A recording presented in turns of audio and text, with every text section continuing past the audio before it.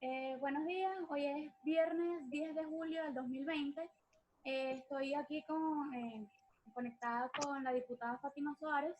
Es abogada, nacida en Caracas, es diputada de la Asamblea Nacional, electa el 9 de diciembre del 2015, que aún está activa en Caracas, específicamente en Catia, El Junquito y La Pastora, y forma parte del partido político Primero Justicia. ¿Cómo están? Hola, muy buenos días, ¿cómo estás? Chévere. Aquí comenzaré a hacer algunas breves preguntas que iremos respondiendo Ok. poco a poco. Ante toda la cuestión del CNE, ¿cuál es la posición y opinión que tienes ante las elecciones que se llevarán a cabo el 6 de diciembre de este año según el CNE?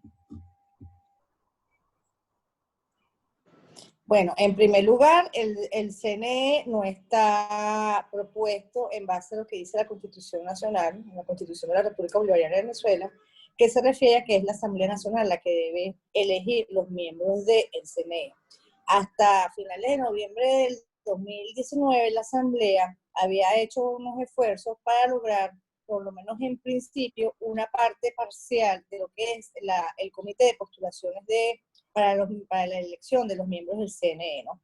Este comité de postulaciones, digamos que es como un preámbulo para poder luego ir a concurso de quiénes podían ser los miembros o quiénes de los ciudadanos venezolanos se querían postular como miembros del CNE. Lo que pasa es que no es un proceso tan corto, es un proceso largo, y dentro de todo lo largo que pudiera ser, de alguna manera se acortaron tiempos el año pasado, porque una de las partes más difíciles es como poner de acuerdo a la parte de lo que es la bancada de la Asamblea Nacional como tal, ¿no? Entonces se logró que 5 diputados de la fracción del Polo Patriótico, por decirlo así, del PSUV, participaran versus otros 5 diputados de la opción de la Mesa de la Unidad, donde incluía fracción de 16 de julio, incluía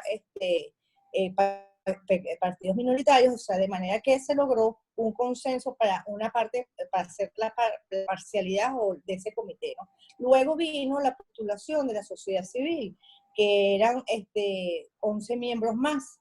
Entonces logramos que también se abriera un tiempo, se abriera un lapso. Normalmente en este tipo de circunstancias, la gente de Caracas o de la Gran Caracas es la que más participa. Entonces se tuvo que abrir un espacio para que la gente del interior también participara, porque es lo justo, ¿no? Entonces, bueno, se logró también obtener a 11 miembros de la sociedad civil, le hace de asociaciones civiles, de gremios sindicales, gremios empresariales, gente que pertenece a alguna fundación o que por motus propios quería participar en el comité de postulación. Eso que se hizo es apenas para lograr el comité de postulación. Luego ese comité de postulación en este mismo año, a principios del año 2020, logró hacer ciertas reuniones para fijarse unas reglas propias, porque como toda reunión, como todo equipo, cuando tú generas un equipo nuevo, tú te planteas unas reglas de juego internas, o sea, bueno, a qué hora lo hacemos, a qué hora nos reunimos, en dónde nos reunimos, qué necesitamos, cómo va a ser el esquema de participación, cómo va a ser el esquema de voto, o sea, de llegar al consenso, todas esas cosas las acuerdas en previas reuniones. Y eso se logró. De hecho, el lugar que acordaron para reunirse ese comité era justamente en el Palacio de la Asamblea Nacional, en el Salón de Francisco de Miranda. O sea, de hecho hubo mucho ruido en las redes, porque claro, parte de la oposición estaba reunida en ese comité, pero es que era parte de los acuerdos que se habían llegado, conjuntamente con la sociedad civil. Bueno, luego pasó que, bueno, la pandemia también nos fregó un poquito, nos detuvo en el tiempo, no hubo manera de que la parte, tanto de, bueno, sí, la parte chavista sobre todo, del PSUV, quisiera reunirse de manera virtual. O sea, estas herramientas que estamos utilizando tú y yo hoy, que son las que se están utilizando a nivel mundial, incluso para el tema de juicios procesales legales, imagínate tú que ellos estaban obligados a utilizar esta herramienta y por ende se fue como retardando la posibilidad de reunirse, ¿no? Luego, por supuesto, la jugada maestra, también eso me imagino que, más allá de que estén negados al cambio, también hay una estrategia política de parte del régimen en el dilatar los tiempos, en que se extendían los tiempos, de manera que el TCJ tuviese un banderín que es declarar ¿cómo es? La extemporaneidad, pues que ya había pasado el tiempo y que en consecuencia le tocaba a ellos decidir quién iban a ser los miembros del CNE. Justamente por ese intento o al principio de adelantarse a eso, hubo reclamos, incluso sobre todo de la sociedad civil, porque había una buena disposición de la sociedad civil que estaba en el comité de postulación. Y entonces, bueno, el TCJ se inventó una como que, bueno, tiene 72 horas para que ustedes decidan quiénes pueden ser sus postulantes, ¿no? Cosa que eso no se maneja así, porque se supone que tú vas a concurso. O sea, si yo quisiera ser miembro del CNE, como una empresa, tú recibes los currículos, los resúmenes curriculares, los lees, vas, haces entrevistas con esas personas para saber cuál es su intención, por qué quieren ser miembro del CNE, qué propuesta tienen, cuál es su meta, su misión, visión, todo ese tipo de cosas tú lo haces como si tuviesen una entrevista normal para luego ir descartando y llegar a consenso. En 72 horas no ibas a tener jamás y nunca una lista, ni siquiera ni un, pues vas a tener, esa es la opción. Y bueno, hubo la jugada del TCJ de nombrar un CNE a su medida con unos supuestos y que, bueno, que un supuesto miembros de la oposición, que son parte de lo que llamamos la mesita, que son un grupo de representantes de partidos minoritarios que ni siquiera tienen diputados en la asamblea, o sea, pero ellos dicen ser que representan la oposición. Yo pudiera estar de acuerdo de que la oposición se amplíe más allá de los partidos que hacen más vida, o que tienen más fuerza, o que tienen más militancia, o que tienen más diputados, o que tienen más alcaldes, lo que tú quieras, porque siempre hay unos indicadores muy, de repente, no muy objetivos, indicadores que te dicen quién pudiera tener un poquito más de representatividad que otro. O sea, mi junta de condominio no puede ser más representativo que el Partido de Acción Democrática, por decirlo así. ¿Por qué? Porque la junta de condominio es solamente el edificio, mientras que Acción Democrática, por dar un ejemplo, igual que Primera Justicia, tiene representación, así sea, en un vocero, en un vocero de condominio, en un vocero de comunidad, puede tener concejales, o sea, tiene como más representación, y en caso de la asamblea tiene diputados. Entonces, esa es la razón del por qué, de alguna manera, sentimos que esa mesita no representa a la oposición en general, no representa a la población, porque ¿pudieran estar incluidos? Sí. De hecho, estaba incluido uno que terminó siendo la CRAM, pero estaban incluidos. Y eso daba pie a que tuviese una apertura para tomar decisiones. Entonces, al final, bueno, lo que alegan en la parte de esta mesita de noche es que desde hace 20 años para acá, la Asamblea nunca ha podido elegir ese CNE, que siempre ha tenido que ser el TCJ el que tome la última decisión. Ciertamente, la Constitución te dice que, bueno, si en determinados momentos una de las instituciones, y en este caso la Asamblea, le toca tomar una decisión y pasan los tiempos y no la tomas, y como es una decisión importante e imperante, el TCJ puede tomar esa decisión. El tema es que estamos en un momento político muy distinto, donde hay diferencias y situación económica del país muy grave, que todo ese tipo de cosas se arreglan con acuerdos políticos. Es decir, bueno, si no tenemos los tiempos, vamos a reunirnos, no te quieres reunir por Zoom, o sea, ¿qué podemos hacer? Pero el tema es que hay que hablarlo y hay que tener voluntad política para llegar a esos acuerdos. Como el régimen no tiene esa voluntad política para llegar a esos acuerdos, obviamente usa el látigo de la imposición.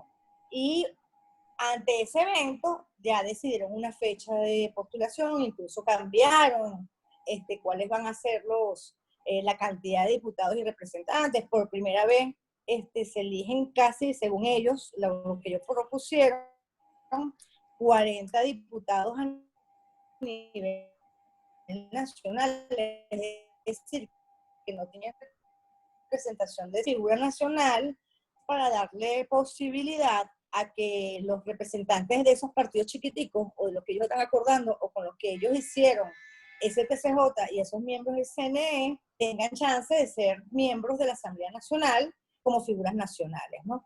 Bueno, al final, ¿cuál es mi posición? Bueno, yo soy partidaria, yo siempre he dicho que una de las herramientas que podemos hacer los ciudadanos es participar y es votar. El tema es que yo no puedo votar ni participar si no tengo condiciones.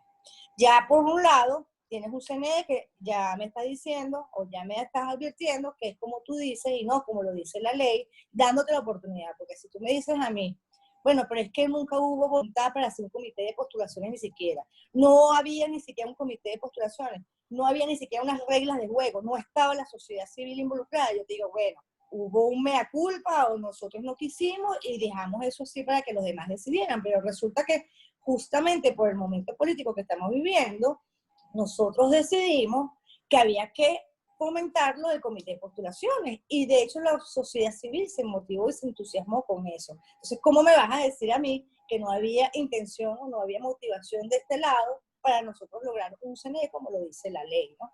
Eso por un lado. Por el otro, también el TCJ, también de manera impositiva, sin consulta y de manera arbitraria e ilegal, es propia de varios partidos políticos. Es decir, un partido político es una organización donde tiene miembros, donde tiene militancia, donde tiene simpatizantes, donde tiene una junta directiva como cualquier organización que tiene unas reglas propias para internas, tiene estatutos, tiene incluso tribunal disciplinario, tiene unas reglas propias para elegir sus autoridades. Ciertamente, el año pasado y antepasado y antes del antepasado hubo una solicitud del CNE que lo llevaba Civisay Lucena para legalizar los partidos políticos. Esto es producto de que no habíamos participado en las elecciones de alcaldía. Bueno, producto de eso, oye, todos los partidos hicieron por lo menos un gran esfuerzo, lo más grande, hicieron un esfuerzo.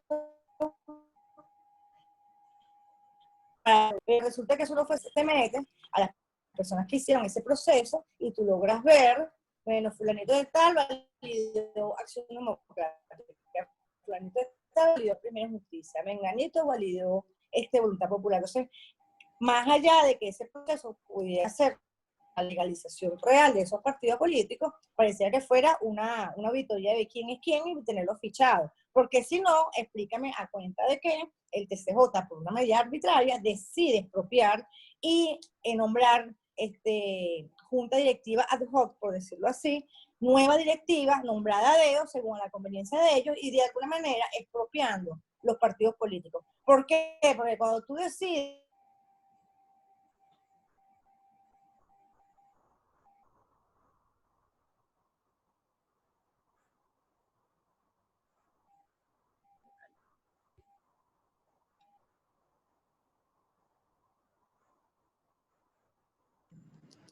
Ok, volvimos. Volvimos.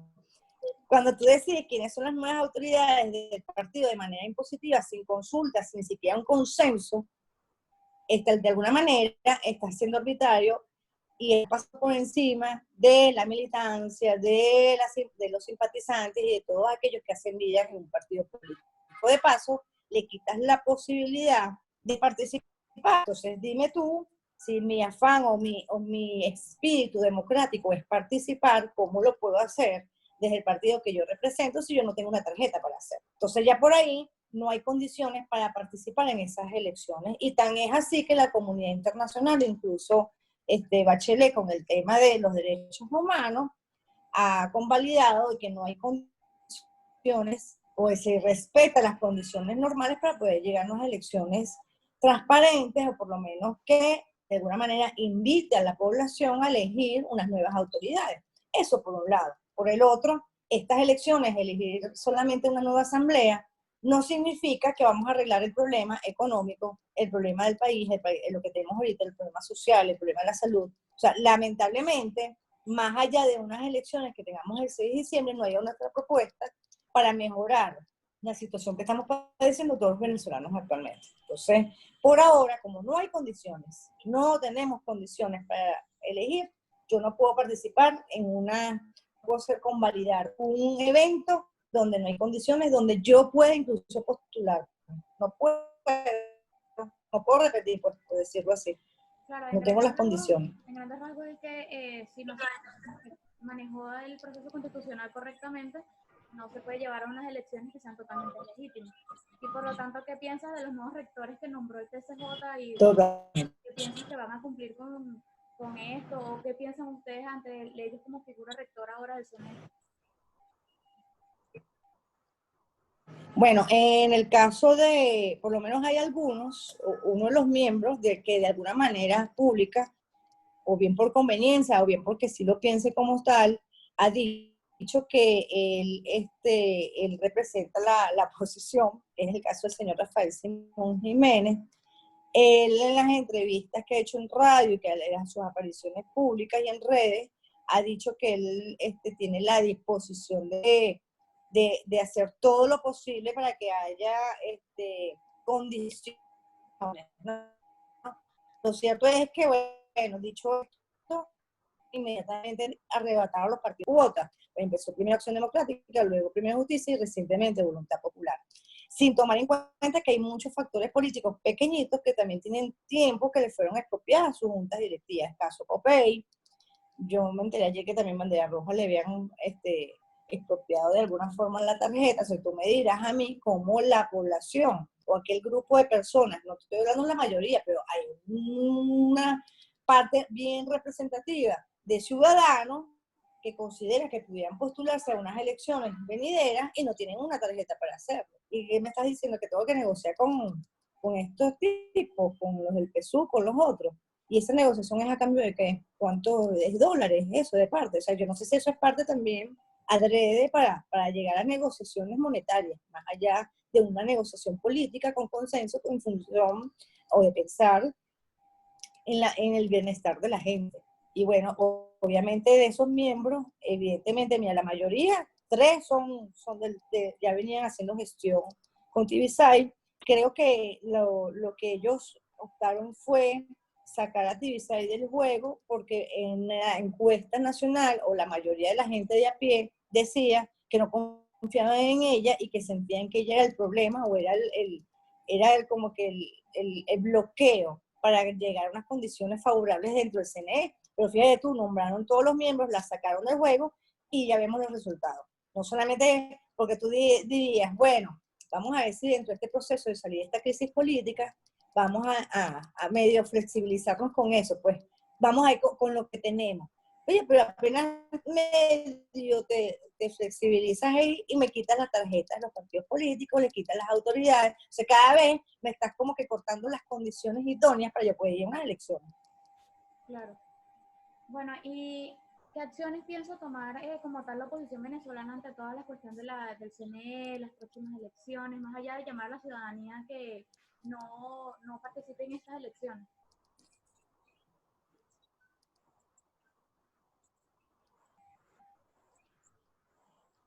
Lo que pasa es que yo no puedo decir no participar, porque justamente mi intención, mi filosofía como demócrata, como política, es participar, es elegir, porque yo no sé de armas, yo no sé de complot, yo no sé nada de eso, o sea, yo solamente sé que participando, fomentando a la gente, ayudando a la gente, acompañando a la gente, fomentarla y motivarla para que participe, es la vía más idónea, pacífica para tomar decisiones. Yo incluso ayer en una reunión yo decía, incluso, mira, para hacer en Navidad, para resolver el tema de los regalos que son costosos, nosotros mismos, por cultura lo tenemos también, nos inventamos lo del amigo secreto. Pero nosotros nos fijamos en una regla, que al final es una elección.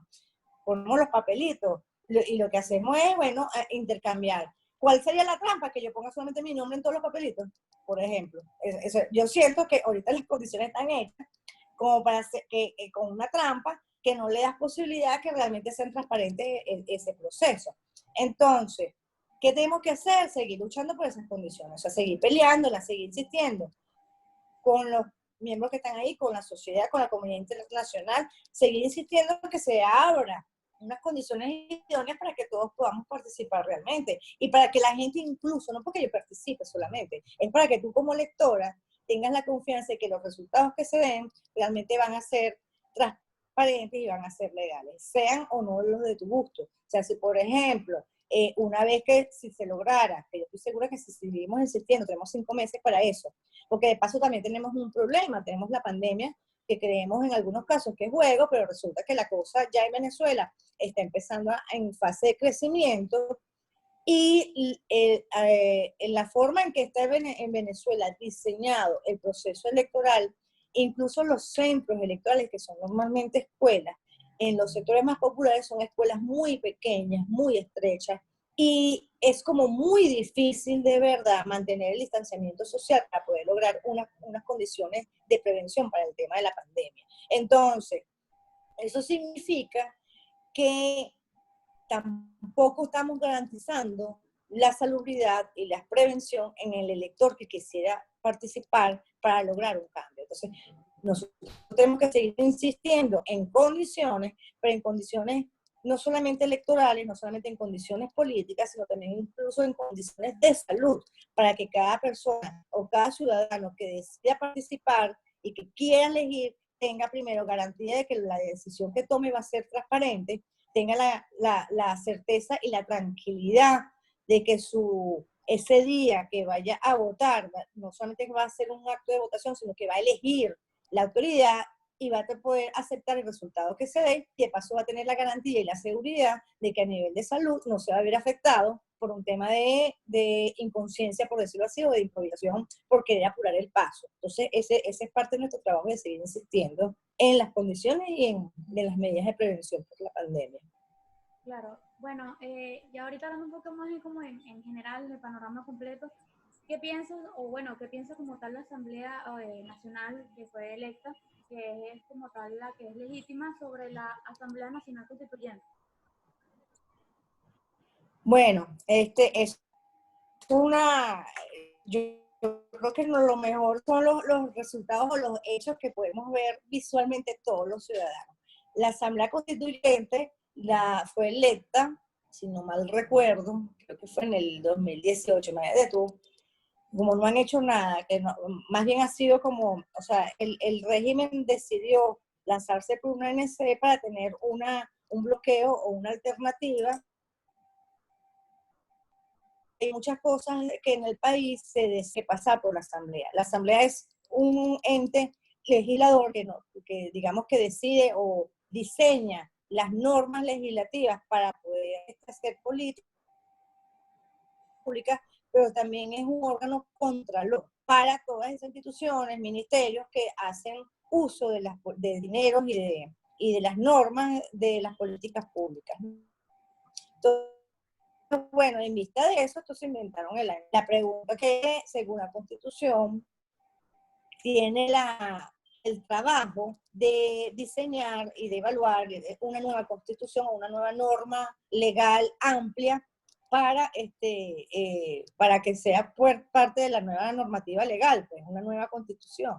Hasta ahora no han hecho absolutamente nada con el tema, ¿no? ¿Por qué? Porque su función no era esa. La función real era hacer un bloqueo a la Asamblea Nacional y tener supuestamente una vía, una alternativa legal ante los países que son, digamos, aliados del régimen para poder aprobar ciertas cosas, ¿no? Pero hasta ahora el resultado ha sido que no han hecho absolutamente nada, o sea, no han podido resolver, mira, no a hospitales, tenemos en mejores condiciones, incluso ahorita con pandemia, teniendo el lapso de tiempo de que ellos lanzaron la cuarentena, están en mejor situación. O sea, tú como venezolana te sientes segura de ir a un hospital, yo estoy segura que no. Y como tú, todo el mundo, desde incluso el que tenga muchos recursos como el que no tenga absolutamente nada. Y por eso que parte del tema de esta pandemia, siento que a veces psicológicamente nosotros nos autobloqueamos de decir que eso no es así o que no es tan grave, porque si no nos aterramos, porque nuestro gran terror ni siquiera es que te contagien, nuestro gran terror es a dónde vas a ir. O sea, no tengo dinero para ir a una clínica privada, no sé si las clínicas privadas tampoco tengan todas las condiciones, porque muchas de las cosas son importadas, y con el tema de la pandemia hay cosas que no han llegado, y en los hospitales, o sea, como si se mueren los médicos, que le queda uno que es ciudadano de a pie, imagínate tú.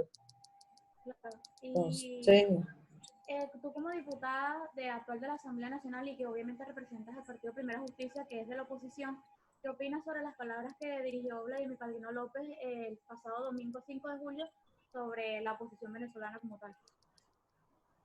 Bueno, en primer lugar, obviamente es un rechazo total. ¿Por qué? Porque las Fuerzas Armadas tienen como función ser garantes de la seguridad y del espacio territorial venezolano. De alguna manera la Constitución les dio pie a que tuviesen como una actuación política en el sentido de participar en elecciones, cosas que antes en la Constitución anterior eso no era posible. Pero el hecho de que tú tengas o puedas elegir en un evento electoral las autoridades políticas y que seas un ser político, te reconozca como tal, siento que no, las personas que están en posiciones de autoridad en el país no deberían tomar posiciones parciales o parcializarse en sus posiciones particulares. Entonces, ¿cuál es el mensaje que te está diciendo? Que bueno, que si tú tengas condiciones, que así si tengas la comunidad internacional, así tengas todos los observadores internacionales, ese es el mensaje que yo leo. Van a ser electos lo que ellos digan, porque ellos son los que van a estar por século seculón, van a estar el resto de la vida, y mientras estén ellos, aquí no hay cambio. Ese es un mensaje que me parece garrafal, porque lastimosamente el pueblo de a pie se da cuenta que parte de sus ausencias, su escasez, sus necesidades, no las tienen los de la alto nivel militar. Todo lo contrario, todos pensamos, en muchos de los ciudadanos a pie, somos de la creencia que uno de los grandes beneficiados de toda esta crisis son los militares. El tema de la gasolina fue un ejemplo perfecto. ¿Quién se benefició con el negocio de la venta por fuera? Militares. Ahorita, fíjate, tú sacaron a la Guardia Nacional y te tienen el ejército. Creo que está un poquito mejorcito. Pero como estaba antes, ¿quién tenía el negocio? Los militares. Entonces ellos van a querer, el mensaje para mí es muy claro, o sea, yo no quiero soltar este dulce, porque está muy bueno, como más, como mejor, y me sabe a carato si tú te sientes mal y estás mal y no tienes las condiciones y no tienes comida, eso no es mi problema. Y es lamentable. Esa es una de las lecturas. La otra lectura que tú le pudieras dar es, bueno, meterte miedo y que no quieras participar porque terminas diciendo eso. Bueno, si quiero condiciones, si hago esto, entonces ¿para qué voy a ir a unas elecciones si los tipos me están diciendo que es como ellos digan y no como lo diga el pueblo? O sea, es parte de los mensajes que te está dando que obviamente son rechazables por completo. Todos esos mensajes son rechazables por completo. Y de hace un tiempo para acá hay rumores sobre como el quiebre o los desacuerdos, la desunión entre la misma oposición venezolana. ¿Qué dirías ante esos rumores o que circulan actualmente? No te escuché bien, repíteme por Ah, favor. que hace un tiempo para acá hay muchos rumores sobre el quiebre y sobre los desacuerdos entre la oposición venezolana. ¿Qué puedes decir ante esos rumores?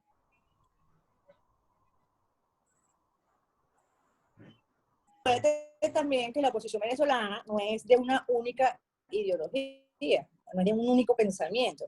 Imagínate tú, si nosotros en la familia, siendo 5 miembros, todos pensamos distintos y a veces nos cuesta llegar a acuerdos, así sea para qué hacer en Navidad o dónde se van a hacer las hallacas, por darte un ejemplo. Una cosa chiquitica familiar.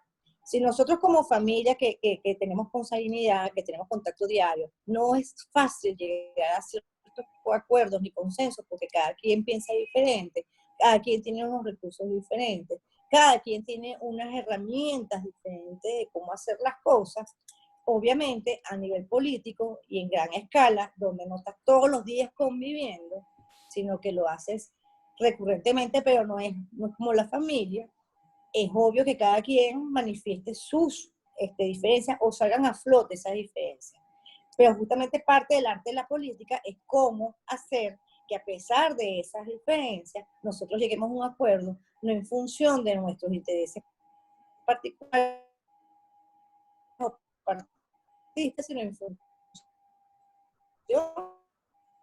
de la gente. Siempre, primero, cuando tú quieres, de alguna forma, esos contactos tan continuos o cercanos sean como de menor regularidad. O sea, ahorita es el tema virtual y aunque eso te ayuda muchísimo, no es lo mismo para llegar a ciertas cosas. Y es posible que por lo menos, o sea, que las diferencias se vean más manifiestas, pero estoy segura, y eso es así, que estamos haciendo todos los esfuerzos. Si estamos hablando de que vamos a seguir defendiendo las condiciones seguir exigiéndolas para que la gente realmente pueda elegir y pueda participar en unas elecciones transparentes. Obviamente eso tiene que ir de la mano con un relanzamiento de la unidad, de un relanzamiento de nosotros mismos como equipo, de cómo volver a trabajar mucho más cuando no tenemos ni siquiera una tarjeta, y más allá de los usurpadores que se hacen acreedores o dueños de un partido político, que eso también causa confusión, empiezan a meterse con la gente, y entonces al final tienes que hacer todo un esfuerzo unitario para lograr el consenso, y yo estoy segura que a pesar de las diferencias, esa la vamos a lograr disminuir y vamos a llegar a consenso, que no es fácil, que es lento, sí es lento. La vía siempre democrática es más lenta que la vía de la violencia. El tema es que la violencia, los daños colaterales y los resultados son catastróficos, que es pérdida de vida, y nosotros no podemos permitir que la gente muera, ya se está muriendo por la enfermedad, no podemos permitir que sea por conflicto político que la gente pierda vida. Ya basta, no se puede con eso, no se debe. Ok, bueno, para cerrar, sería una pregunta más general de cuál es el panorama que tiene la oposición venezolana ante todo el panorama político y qué mensaje tiene para la ciudadanía.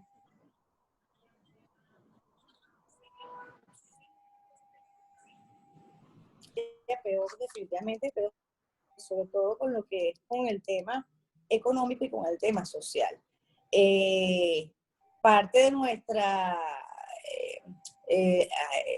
lo que hemos recibido de la gente de la calle, lo que nosotros olfateamos en la calle, justamente porque nos contactamos con la ciudadanía de base, es que la gente está agotada y muy desesperada. La reciente encuesta en COVID nos da muchos resultados de cómo incluso ha incrementado el nivel de la pobreza. Ayer leía unos números como que el 93, por ahí, el 93% está en pobreza, y hay un 73% que está en pobreza extrema. Y cuando se habla de pobreza extrema, estamos hablando de que la gente no tiene ingresos suficientes para alimentarse, por lo menos. Yo incluso ayer estaba en una reunión y decía eso: mira, nosotros podemos tener una casa bien bonita, gracias a Dios tenemos un techo, pero estamos clarísimos que la plata no nos alcanza, y por eso que tenemos esas neveras vacías. Y eso nos hace parte de esa pobreza. Lamentablemente lo que está reinando en el país es una pobreza en todos sus niveles. Una pobreza a nivel de ingresos, una pobreza a nivel de salud también, porque no tenemos tampoco la garantía de que, por ejemplo, si te enfermas de algo, tú tengas por lo menos ese aliciente de que no vas a tener un costo adicional porque vayas a ser atendido. Simplemente no tenemos los hospitales óptimos, no tenemos las condiciones de salubridad tampoco.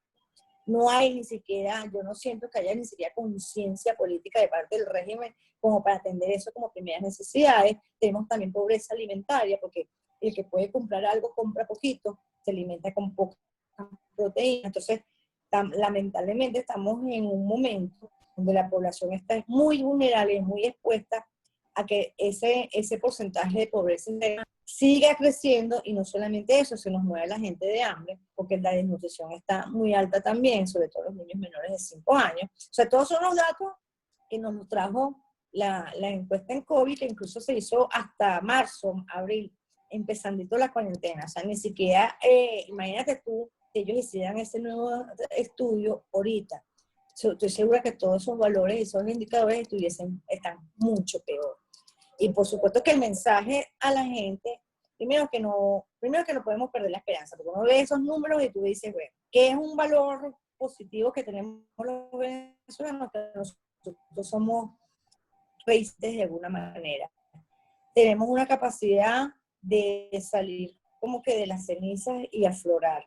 Clarísimo que como estamos ahorita, no hay forma de que tú como emprendedor puedas surgir más allá. O sea, vas a tener como que indicadores positivos, pero son como temporales. O sea, tú no tienes garantía de futuro, de mantenerte en buenas condiciones, tanto económicas como sociales, a nivel de futuro. Nos toca también a los ciudadanos tener esto también como un aprendizaje. Lo primero, estar a la disposición no solamente de lo que es la parte electoral. Digo que la disposición de participar en ser solidarios con nuestros vecinos, con nuestra gente, eso por un lado, incluso de participar dando ideas para solucionar una vez que salgamos de este trance. O sea, tenemos que tener la disposición y la invitación a la gente es que no pierdan la fe ni la esperanza, sigamos trabajando para sobrevivir, porque eso es lo que estamos haciendo todos. Pero más allá de esa sobrevivencia, siempre estar atentos a que la posibilidad de cambio es posible. Ciertamente hay un grupo, que yo diría que es un grupo delincuencial, que está aferrado al poder justamente porque está viviendo de nuestra pobreza, se alimenta de nuestra pobreza. Y cada vez tenemos que ser más conscientes de que eso no lo podemos permitir. Al estar más conscientes, estamos más dispuestos, más motivados a hacer lo que tengamos que hacer de manera pacífica y democrática para salir de esto. El foco de nosotros es salir del régimen. No es solamente unas elecciones, porque las elecciones no solucionan el problema. Por eso que yo no puedo incentivar que el debate sea votamos o no votamos, participar o no participar. No, no hay condiciones hasta ahora, pero tengo que pelearla. Pero mi foco está en cómo salir de esta tragedia que están viviendo los venezolanos. Y es parte de la invitación también a la ciudadanía. Porque a veces uno en el grupo que uno trabaja tiene 4 ideas y pues a veces nos encerramos en esas 4 ideas y no nos viene la musa, por decirlo de alguna manera. Y justamente cuando tú hablas con la gente, cuando consultas con la gente, su punto de vista es distinto porque lo están viendo desde el foco, desde sus necesidades también, desde el foco de cómo conseguir un futuro mejor, de cómo garantizar y mantener un futuro. Cuando lo intercambias con ellos, tú te das cuenta que te vienen muchas más ideas, incluso las ideas. Parte de la solución la tiene la gente en la calle también. La gente en la calle es muy sabia. El tema es que hay que direccionarla y parte de nuestro trabajo como político es recoger todo eso para direccionarlo y lograr el objetivo que es salir de este régimen. Bueno, perfecto. Muchas gracias por responder todas estas preguntas. Creo que por ahora es todo.